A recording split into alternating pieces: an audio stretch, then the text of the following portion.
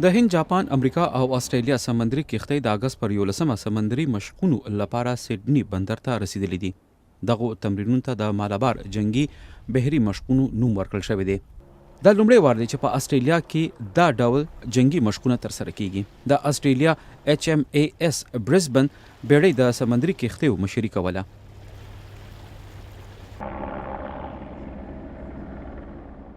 دا بحري جنگي مشقونه به تر 10 ورځو دوام لري.